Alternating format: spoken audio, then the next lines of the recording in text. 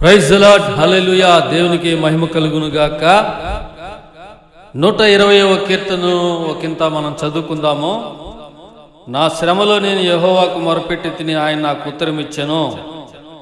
కీర్తనాకారుడు అంటూ ఉన్నాడు, నా శ్రమలో నేను యెహోవాకు మొరపెట్టి తిని. నిశ్చయముగా నువ్వు మొరపెట్టు, దేవుడు నీకు నిశ్చయంగా ఉత్తరం ఇచ్చేవాడు, నీ ప్రార్థనకు జవాబు ఇచ్చేవాడు. మనం మొరపెట్టినప్పుడు నువ్వు ఎప్పుడైతే మొరపెడతావో ఖచ్చితంగా నీ ప్రార్థనకు జవాబు ఉంది.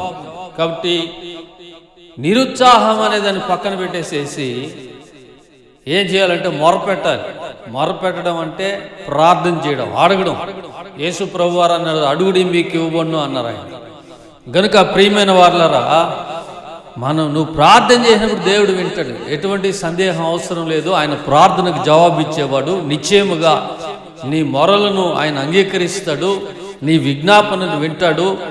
మొరపెట్టడం జరిగినప్పుడు అంటే ఇక్కడ ప్రార్థన చేయడం అనుకోండి, నువ్వు ప్రార్థించినప్పుడు ఖచ్చితంగా దేవుడు వింటాడు. దీంట్లో ఎటువంటి సందేహం లేదు. దేవుడు ఖచ్చితంగా ఆయన నీ ప్రార్థనను వినేటటువంటి దేవుడై ఉంటూ ఉన్నాడు. మన ప్రార్థనలకు జవాబు ఇచ్చేవాడు. గనుక ప్రార్థించు. ప్రార్థన అనేది గొప్ప ఆయుధం. మన సమస్యల మీద విజయాన్ని సొంతం చేసుకునేటటువంటి ఆయుధం, మన సమస్యలను జయించేటటువంటి ఆయుధమైంటూ ఉంది. గనుక మొరపెట్టు, నీకు విడుదల దొరుకుతుంది. మొరపెట్టు, నీకు విడుదల వస్తుంది. మొరపెట్టు, ప్రార్థించు, నువ్వు జవాబును పొందుకుంటావు. దీంట్లో ఎటువంటి సందేహము, డౌట్ అవసరం లేదు.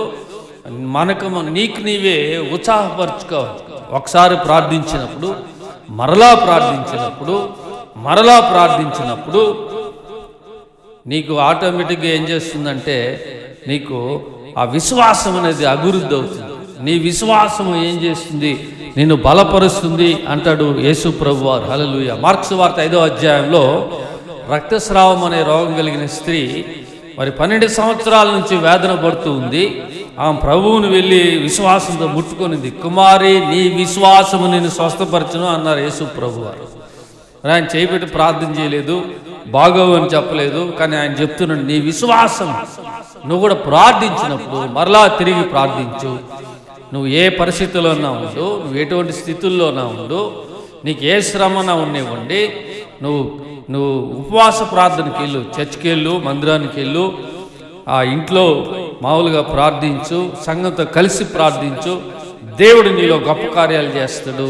భయపడద్దు, దేవుడు నీకు తోడే ఉంటాడు. మరలా ఇంకొక సందర్భంలో కలుసుకుందాం. God bless you all. Praise the lord.